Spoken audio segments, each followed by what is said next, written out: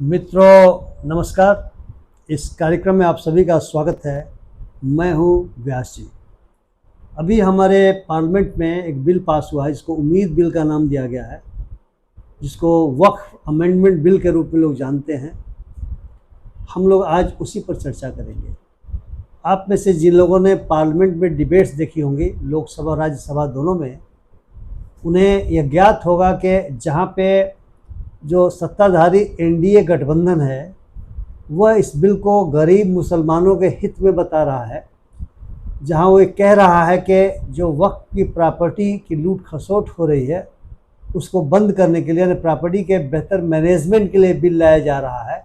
वही अपोजिशन का एक कहना है, या कहना था कि आप कह सकते हैं कि यह जो बिल लाया गया था, जो कानून की शक्ल ले चुका है, वह संविधान के विपरीत है। यानी संविधान में जो fundamental rights, right to religious right के रूप में जो मिला हुआ, राइट टू रिलीजन जिसको हम कहते हैं, उसका जो अनुच्छेद 26 है, आर्टिकल 26 है, जिसमें जो धार्मिक कार्यों के लिए जो प्रॉपर्टी होती है उसको प्रबंध करने का अधिकार भी शामिल है। अपोजिशन कह रहा है कि उसी आर्टिकल 26 का उल्लंघन इस बिल में हुआ है, और साथ साथ वह ये भी कह रहा है कि आर्टिकल 14 जो ये कहती है कि सबको बराबरी का अधिकार दिया गया, उसका उल्लंघन हुआ है। वो कहते हैं कि वक्फ मैनेजमेंट में जो गैर मुस्लिम्स को लाया गया है, बाकी जो विभिन्न संप्रदायों धर्मों के जो इस तरह के मैनेजमेंट के बिल हैं, चाहे वो मठों के बारे में हो, चाहे वो गुरुद्वारे के बारे में हो, चाहे चर्चों के बारे में हो, या उससे रिलेटेड प्रॉपर्टीज़ के बारे में हो, उसमें किसी उस मजहब के गैर मजहबी लोगों को नहीं रखा गया है, इसमें रखा गया है। और अपोजिशन का भी कहना है कि मूलतः यह बिल वक्फ प्रॉपर्टी की लूट खसोट को रोकने के लिए नहीं, अपितु अपने कुछ जो सरकार के करीबी जो औद्योगिक घराने हैं उनको देने के लिए लाया गया है। अब स्थिति जो भी हो, ये एक्ट बन चुका है, कानून बन चुका है, और इसके खिलाफ 7 याचिकाएं सुप्रीम कोर्ट में दाखिल की जा चुकी हैं। अब कोर्ट तो थोड़ा सा समय लेगा, क्या फैसला आएगा हम नहीं जानते, लेकिन ये ज़रूर है कि राज्यसभा में इमरान प्रताप गढ़ी नाम के राज्यसभा सदस्य ने जो भाषण दिया था, अगर आपको स्मरण होगा, मुझे तो स्मरण है, उसमें एक बड़ी मार्मिक बात उन्होंने एक कही थी कि यह बिल इसलिए लाया गया है ताकि मुस्लिम समुदाय को प्रताड़ित किया जा सके, जबकि वो इसी देश के नागरिक हैं और उनके अधिकारों को छीना जा रहा है, ऐसा उनका कहना था। और बड़े भावुक भी हो गए थे, उनकी बड़ी चर्चा हुई है। तो आज यह बिल क्या है, क्योंकि बहुत सारे लोग जो समर्थन कर रहे हैं उनको भी नहीं पता पूरी तरह से क्या है, और जो विरोध कर रहे हैं उनको भी बहुत चीज़ें नहीं पता हैं क्या क्या क्या है। इसलिए हमारे दर्शक जो आप सभी यहाँ पे जुड़े हुए हैं, उन्हें भी शायद नहीं पता होगा कि बिल की क्या बारीकियाँ हैं। तो इस बिल की, या जब एक्ट बन गया तो एक्ट की मुख्य बातें क्या हैं, इसको समझाने के लिए हमारे साथ उपस्थित हैं हमारे एक पुराने मित्र और सोशल एक्टिविस्ट मुख्तारुल हक साहब, जो संयोग से बिहार के एक वक्फ के मुतवल्ली कहते हैं ना, मुतवल्ली भी यानी प्रबंध करता है उसके हैं, और ये बाकायदा उनका कह सकते हैं कि हार्सेस माउथ वाला अनुभव है। ये बचपन बचाओ आंदोलन से भी लंबे समय तक जुड़े रहे थे, अभी भी जुड़े हुए हैं, और बहुत सारे दूसरे सामाजिक कार्यों में जुड़े रहे हैं, और हमारे बड़े पुराने परिचित हैं। तो अब आप मुखातिब हैं आपके साथ मुख्तारुल साहब। मुख्तारुल साहब, आपका स्वागत है। आप ये बताना चाहेंगे कि जो उम्मीद नाम का कानून बना है वक्त का, उसकी मुख्य बातें क्या हैं? बहुत बहुत शुक्रिया आपके इस ज्वलंत मुद्दे पर, जिसमें पूरा देश, हमारा प्रदेश भी, और तमाम तरीके के जो संप्रदाय के लोग हैं वो इससे जुड़े हुए हैं और इस पर चर्चाएं हो रही हैं। एक आपने अच्छा मौका दिया। मैं बिहार वासियों को, हिंदुस्तान के तमाम लोगों को नमस्ते करता हूँ, आदाब अर्ज करता हूँ कि इस जो बहुत गहन चर्चा जिस पे करने की ज़रूरत है, जिसमें कुछ भ्रांतियाँ भी हैं, कुछ अलग अलग तरीके की चीज़ें लोग फैला रहे हैं, उस पर स्पष्ट करने की ज़रूरत है। मैं आदरणीय व्यास जी के साथ में लंबे समय से सामाजिक जीवन में कार्य करता रहा हूँ, और मैं इनका शुक्रगुजार हूँ कि इस ऐसे मुद्दे पर, जो ज्वलंत मुद्दा है, उस मुद्दे पर आज चर्चा के लिए हमें आमंत्रित किया है। ये सौभाग्य मिला है, मैं बहुत शुक्रगुजार हूँ। मैं बात शुरू करना चाहता हूँ, जैसा कि आप बात कर रहे होंगे कि 2 तरीके की चीज़ें हो रही। एक तो हमारे हाथ में वक्फ एक्ट 1995 है, और इससे संबंध जब कोई कानून बनता है तो उससे रूल्स बनाए जाते हैं, तो रूल्स की भी कॉपियां हैं। तो मैं एक जो 1995 की जो कानून है जो इसमें संशोधित हुआ है, वो भी कानून संशोधित हुआ है, और अभी जो 2024 से चल करके 2025 में भी लोकसभा में और राज्यसभा में, और अभी 5 तारीख को इसको कानूनी शक्ल दे करके इसका नोटिफिकेशन भी, अधिसूचना भी जारी हो गया। तो इस पर बात करने की ज़रूरत है। जैसा कि आदरणीय व्यास जी ने कहा उम्मीद के बारे में, जब हम वक्फ एक्ट की बात करते हैं, वक्फ की बात करते हैं, तो थोड़े इस्लामिक तौर से भी, इसलिए कि इसका जुड़ाव इस्लाम के साथ में है, इसका जुड़ाव इसके जो प्रैक्टिशनर है मुसलमान हैं उनके साथ जुड़ाव है। तो जो है इसके शाब्दिक अर्थ को भी समझने चाहिए, इसकी अवधारणाओं को भी समझने की ज़रूरत है, और जो परिस्थितियां हैं आज के उसको भी समझने की ज़रूरत है। तो वक्फ का जो शाब्दिक अर्थ होता है, जो शाब्दिक अर्थ इसका है ठहराव। जब एक बार किसी ने इसको वक्फ घोषित कर दिया या वसीयत कर दिया या किसी तरीके से भी हुआ, तो वो मतलब जो है अल्लाह की संपत्ति हो जाती है, और वो मतलब जो है अल्लाह के जो रचनात्मक कार्य है, धार्मिक भी है, सामाजिक भी है, उन तमाम चीज़ों के लिए उसको इस्तेमाल करने की ज़रूरत है। अगर आप वक्फ को देखें तो वक्फ जो है 3 तरीके का है। एक तो वक्फ फी सबीलिल्लाह है, जिसमें सोगरा वक्फ स्टेट 1896 में जो वक्फ किया गया वो फी सबीलिल्लाह। दूसरा है अलल औलाद, वो जब वक्फनामा करते हैं तो उसमें लिखते हैं कि इसके प्रबंधन करने वाले लोग जो होंगे वो हमारे ख़ानदान के होंगे, हमारे परिवार के होंगे। और तीसरा जो वक्फ है वो वक्फ बाई यूज़र है। जो मुस्लिम धर्म के मानने वाले हैं वो चाहे मस्जिदों में जा रहे हैं, चाहे उनके कब्रगाहें हैं, चाहे इमामबाड़ा है, चाहे खानकाह है, उन तमाम चीज़ों को वक्फ बाई यूज़र के तौर पर भी मतलब जो है देखा जाता है।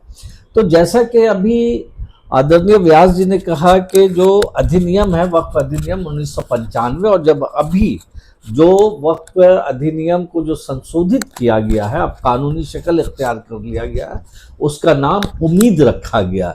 अगर इसको हिंदी में कहें तो एकीकृत वक्फ प्रबंधन, सशक्तिकरण, क्षमता एवं विकास अधिनियम का नाम इसको दिया गया है। 2013 में भी तो संशोधन करके बना था। जी हाँ, तो वो वक्फ एक्ट ही कहा जा रहा था उसको भी, है ना। लेकिन इस बार जो वक्फ एक्ट है वो जो संशोधित स्वरूप है उसको वक्फ एक्ट 1924 या 1925 नहीं कहा जा रहा है, इसको कहा जा रहा है उम्मीद, जिसको आपने अंग्रेजी में उसके पूरे बारे में बात किया। अब दूसरी चीज जो है कि इसकी स्थापना कैसे होती है, जिसपे चर्चा हो रही है कि कौन दान दे सकता है, कौन दान नहीं दे सकता है, कौन क्या कर सकता है। तो अगर वक्फ की स्थापना के बारे में बात करें तो जो है अगर घोषणा हम करते कि ये मेरी संपत्ति है और ये संपत्ति को हम दान कर रहे हैं वक्फ के लिए, तो एक तरीका ये था। दूसरा था कि वसीयत करने का था, और तीसरा जो उपयोग किया जाता है जिसको हम बाई यूज़र कह रहे हैं, जो उपयोग करने वाले उसको इस्तेमाल करते हैं। इस मतलब जो है जो अमेंडमेंट है, जो संशोधन है, उसमें उन्होंने कहा कि जो है वक्फ के अगर घोषणा से ही नहीं काम चलेगा, बल्कि वक्फ की जो उपयोगिता जो थी, जो यूजर्स थे, उसके चीज़ों को समाप्त कर दिया गया इसमें। तो जो यूज़र के रूप में जो वक्फ चल रहे हैं, फिर इस कानून के अनुसार उनका क्या होगा? तो ये इसी पर और आगे आएंगे। फिर मतलब जो है इसमें ये कहा गया कि अगर कोई संपत्ति दान करते हैं तो वो बाई प्रैक्टिस 5 साल के मुसलमान होने चाहिए। वो मुसलमान ऐसा जो 5 साल तक कहे कि ये मुसलमान है। और इसमें पहले क्या था कि कई खानकाहों में, कई दरगाहों में, कई मसाजिदों में, कई कब्रिस्तानों में जो वहाँ के ज़मींदार थे, हिंदू भी थे, मुसलमान भी थे, उन लोगों ने भी दान दिया था वक्फ के तौर पे। यानी हिंदू लोगों ने भी अपनी जमीनों को वक्फ किया था चैरिटेबल पर्पसेस जी। जैसे कि बिहार शरीफ में जो खानका मुअज्जम है उसमें मतलब जो है दशरथ नाम के आदमी ने जो है वहां के जमींदार थे वो दिए।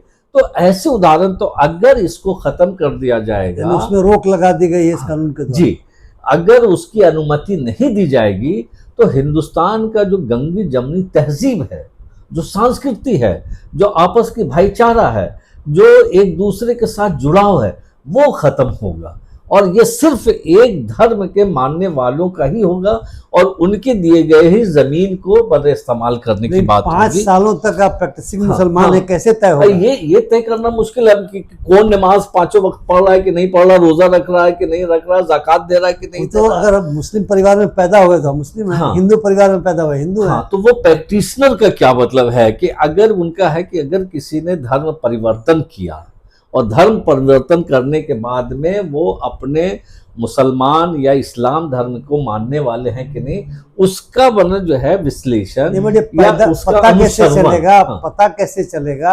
हाँ, मुसलमान होने की क्या पहचान कौन बताएगा कि यही करेंगे तो मुसलमान होंगे? हाँ, ये बड़ा मतलब जो है, अब वहदानियत की बात है, वो तो आदमी खुद जानता है कि वहदानियत पर कितना। तो जो इस्लाम के जो 5 सुतून है, जो पिलर है, उन पिलरों के हिसाब से एक उसका अनुसरण करने का तो कौन टीम होगी? नहीं, कौन वैसे सा भी सिस्टम होगा? अगर मैं मुसलमान हूँ तो हाँ। कोई जरूरी थोड़ा है कि मैं 5 वक्त की नमाज पढ़ूंगा और मैं हाँ। सब कुछ करूंगा। नहीं करूंगा, मेरी मर्जी। तो वो बाई चांस एक मुस्लिम है माने जो आप है जो निकाल दीजिएगा। हाँ, निकाल देंगे। तो इस तरीके का ये है जिस पर माने चर्चाएं हैं। और फिर इसमें ये जो स्पष्ट रूप से कहा गया कि दूसरे का दान स्वीकार नहीं किया जाएगा, अस्वीकृत होगा। तो ये मैंने जो अभी पहले भी कहा कि जो गंगी जमुनी तहजीब है, जो आपस का भाईचारा, अभी हम लोग आप यहीं पर जो लोग दर्शक देख रहे होंगे, सुन रहे होंगे, तो व्यास जी ऐसे आदमी को एक समझ बन रहा है कि भाई हमको वक्त पर चर्चाएं होनी चाहिए, और मैंने ऐसा आदमी को बुला करके बैठा है। तो ये आपस में जो देश की एकता है, अखंडता है, इसको तार तार करने का एक प्रयास हो सकता है, जिसको हम लोग बेहतर नहीं समझ रहे हैं, जो लोग हिंदुस्तान के रहने वाले हैं। और ऐसा ना हो कि वो दूसरे नागरिक के तौर पर समझे जाएं। ये एक बड़ा सवाल है जिस पर बात करने की ज़रूरत है। और अभी लोग सुप्रीम कोर्ट में गए, और अभी आपने जैसा कि कहा कि भारतीय संविधान है, उस संविधान के कई ऐसे अनुच्छेद हैं, उस अनुच्छेद में जो उस एक्ट की अवहेलना हो रही है कि हम अगर एक धर्म को मानने वाले हैं तो उस धर्म पर रहने का, उसके पूरे तरीके के कामों को करने का पूरा अधिकार है। और अगर कोई एक्ट या कोई संशोधन इस तरीके की चीज़ों को रोकता है तो भारतीय संविधान के कई अनुच्छेदों को मन जो है वो उसके खिलाफ जाती है बात। अच्छा, इसलिए लोग एक सवाल ये उठ रहा है कि जो नया संशोधन उम्मीद के रूप में किया गया, नया कानून लाया गया है, वह जो वक्फ के प्रबंधन में जो भ्रष्टाचार है उसको रोकने के लिए लाया गया है। और ये भी कहा जा रहा है कि जो गरीब मुसलमान हैं, जिनकी संख्या 95% है, उनके फायदे के लिए लाया गया है। अभी इस बिंदु पर भी थोड़ा प्रकाश डालेंगे। देखिए, जब किसी चीज़ को मतलब अभी तक हम लोग देख रहे हैं कि मुसलमान ने या किसी ने दान दिया और उस पर मस्जिद बनी, तो उसमें कहाँ ये रोक है कि इसमें जो है फला जात के आदमी जा करके नमाज पढ़ेंगे और दूसरे जात के जो पासमानदगी की बात हो रही है उसमें तो एक ही सफ में खड़े हो गए महमूद यास, ना कोई बंदा रहा ना कोई बंदा नवाज। तो जब ये बात है तो अगले का, पिछड़े का, पासमानदा का, गरीब का, अमीर का सवाल कहाँ पैदा होता है। और इसमें एक्ट में कहीं इस तरीके की बात भी नहीं। कहीं आप अभी रूल्स भी बनेगा तो हम लोग देखेंगे। अभी मैं अध्ययन कर रहा था, 5 तारीख को ये आया है, तो देख रहे थे कि इसमें कहीं ऐसा नहीं है। मैनेजमेंट में कुछ चेंज किया क्या जो पहले से चला रहा था? हाँ, वो मैनेजमेंट में चेंज ये हुआ है कि पहले जो सेंट्रल वक्फ बोर्ड बन रहे थे, स्टेट वक्फ बोर्ड बन रहे थे और कई ऐसी कमेटियां बन रही थी, उसमें प्रावधान था कि वह जो है मुसलमान होना है। और यहाँ पर 2 तरीके के वक्फ है, एक तो है शिया वक्फ बोर्ड और सुन्नी वक्फ बोर्ड। लेकिन सेंट्रल में जो है, जो केंद्रीय वक्फ काउंसिल है, वो दोनों एक है। उसमें था कि पूरे तौर से अनिवार्य ये है कि वो मुस्लिम होने चाहिए। उसमें एक ये था कि जो निर्वाचित सांसद सदस्य हैं वो होंगे, जो इस्लामिक कानूनदां हैं, विशेषज्ञ हैं, वो होंगे। अभी का जो उम्मीद का जो आया है उसमें उन्होंने कहा है कि जो है गैर मुस्लिम जो है वो 2 उसमें सदस्य होंगे, गैर मुस्लिम। अब ये लोगों के समझ में आ रहा है कि मस्जिदों में अगर हम उसके प्रबंधन की बात, सशक्तिकरण की बात, उसको विस्तारित करने के बाद और उसके बेहतर प्रबंधन की बात कर रहे हैं, तो वो जो गैर मुस्लिम हैं या जो मतलब मुस्लिम नहीं हैं, वो अगर आते हैं तो वो कितनी चीज़ों को वो समझ सकेंगे। नमाज की अहमियत है, रोज़ा की अहमियत है, जो जुमे के दिन जो वाज होता है, तकरीर होती है, लेकिन खुतबा वक्फ की होता है। प्रॉपर्टी केवल मस्जिद की प्रॉपर्टी थोड़ा हो, तो और भी प्रॉपर्टी तो होगी। अब ज़्यादातर कब्रिस्तान हैं, तो अब कब्रिस्तानों में दफन करने में गैर मुस्लिम हाँ, क्या तो ये करेंगे? बताएं कि वक्फ प्रॉपर्टी का इस्तेमाल आज की तारीख में किन किन चीजों में हो रहा अब है, जैसे जो गैर कि मुस्लिम जाने से आप दिक्कत महसूस करते हैं, हाँ, ये थोड़ा देखिए, जो वक्फ की संपत्ति है वो उससे जो आय होता है या उसका प्रबंधन है वो जन कल्याण के लिए है।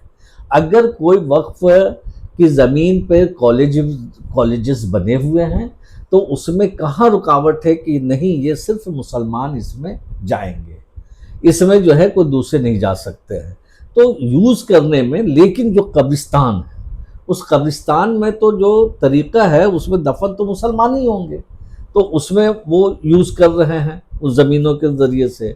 वो मन ज़मीनों में जो है इमामबाड़ा, जो आप मुहर्रम में देखते हैं, तो वो इमामबाड़ा के तौर पे इस्तेमाल हो रहा है, उसमें मुसाफिर खाना के तौर पे इस्तेमाल हो रहा है, शैक्षणिक संस्थाओं के क़याम के सिलसिले में हो रहा, और मसाजिद और खानकाहों में हो रहा है।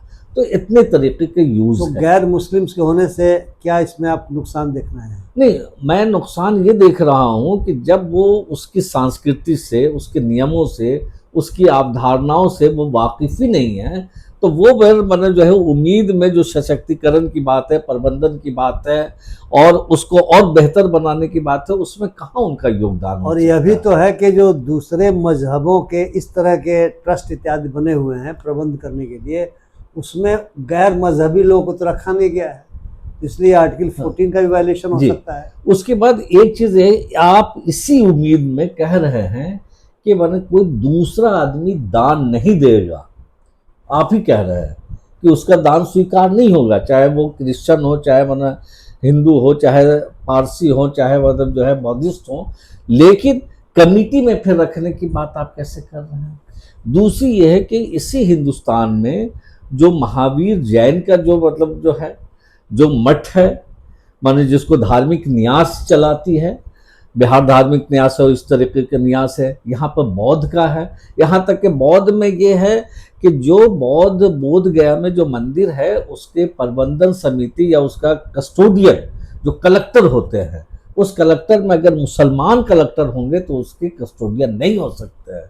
तो जब यहाँ पर इस तरीके की बंदिशें हैं, तो फिर इस वक्फ एक्ट में नई चीज़ों को ला करके आप नया विवाद क्यों खड़ा करना चाहते ठीक हैं? है मित्रों, चूँकि थोड़ा वीडियो लंबा होता जा रहा है और ये विषय बहुत महत्वपूर्ण है, एक छोटे से वीडियो में सारी बातें तो नहीं आ सकती, लेकिन अभी आपने मुख्तार साहब को सुना, मैं इसको इस रूप में भी देख रहा हूँ कि कोर्ट जो भी फैसला करे, लेकिन इतना तय है कि इस बिल को बनाने में विवाद बहुत ज़्यादा पैदा हुए हैं। जेपीसी में भी जो भी संशोधन आए, अगर वो अपोजिशन की ओर से आए तो उसे रिजेक्ट कर दिया गया, और जो संशोधन रूलिंग जो अलायंस है उसकी ओर से आए तो उसे मान लिया गया। जो बहसें हो रही थी पार्लियामेंट में, वो पाया गया कि जो कुछ तय कर लिया गया है, जो रूलिंग अलायंस ने जो भी तय कर लिया, सरकार ने जो भी तय कर लिया, जो भी बिल जिस रूप में आया, उसमें कोई संशोधन अपोजिशन की ओर से माना नहीं गया। कहने का मतलब यह है कि यह बिल एक विवादित बिल है, इसलिए कानून भी एक विवादित कानून है, लेकिन पार्लियामेंट ने अगर कानून बना लिया तो सब पे लाजिम है, सब पे लागू होता है। लेकिन इतना ज़रूर कहा जा सकता है कि इससे समाज में, जो मुख्तार साहब ने गंगा जमुनी तहजीब की बात कही, इस तरह एक असर पड़ रहा है। चूँकि जो हमारे मुस्लिम बिरादर के भाई हैं, उनको लगता है उनके साथ न्याय नहीं हुआ है। उम्मीद जो नाम दिया गया, वो उम्मीद उनको इससे नहीं है कि भ्रष्टाचार रुक जाएगा, क्योंकि अगर आप जो बोर्ड बना रहे हैं, स्टेट लेवल पे बना रहे हो और जिला पदाधिकारी को इसमें आप अधिकार दे रहे हैं, तो जिला पदाधिकारी जो है सो अपने लेवल से काम थोड़े करता है, वो तो ज़मीन का मसला हुआ तब कर्मचारी, सीओ, सीआईए सारा कुछ होते हुए कलेक्टर तक मामला जाता है। तो निश्चित तौर से भ्रष्टाचार कितना रुकेगा प्रशासन में रहने के वजह से, मेरी अपनी मान्यता है कि इस पर कोई 100% नहीं कहा जा सकता कि भ्रष्टाचार रुक जाएगा। अगर भ्रष्टाचार होता रहा हो तो हमें नहीं पता है कि भ्रष्टाचार वक्फ प्रॉपर्टी के बारे में होता था कि नहीं होता था। यदि होता होगा तो मुझे नहीं लगता रुकेगा, शायद वो बढ़ जाए, कोई आश्चर्य नहीं होना चाहिए। तो मित्रों, ये हम लोगों का मकसद केवल यही था कि हम समझें कि इसके बारे में क्या है, ये कानून क्या है और क्या लोग सोचते हैं। और अभी आपने सुना कि मुख्तार साहब जो व्यक्त कर रहे थे तो मुतवल्ली हैं, तो वक्त को चलाने वाले लोगों में से हैं, और आप उनके आवाज़ में जो जो जो दर्द था मैं तो महसूस कर रहा हूँ, अभी महसूस कर रहे होंगे। इसकी आवश्यकता मुझे नहीं लगता कि थी। सभी लोग बैठ करके और इश्यूज़ क्या है यदि इस पर बनाते तो शायद इसकी स्वीकार्यता बहुत ज़्यादा होती। फिर भी आप सभी इस पर विचार करेंगे, आप भी इसको पढ़ेंगे, डाउनलोड कर लीजिए तो उपलब्ध है। तो उम्मीद नाम का कानून उपलब्ध है, तो इंटरनेट पर उपलब्ध है। पढ़ें, सोचें, समझें, विचारें और देखें कि इससे समाज में वैमनस्य न फैले, इससे समाज में जो नागरिक हैं वो कोई अपने को पहले दर्जे का, कोई दूसरे दर्जे का महसूस न करे, क्योंकि इस तरह की प्रवृत्तियाँ समाज में काफ़ी लंबे अरसे से दिखाई पड़ रही हैं। मित्रों, ये भाईचारा नहीं टूटे, यह देखें। और अगर आपको ये वीडियो पसंद आए तो कृपया आप इसे लाइक करें, शेयर करें, अपनी टिप्पणियों से हमें लाभान्वित करें, और मेरे चैनल को अगर सब्सक्राइब नहीं किए हों कृपया सब्सक्राइब करना न भूलें। बहुत बहुत धन्यवाद। नमस्कार। जी आदाब।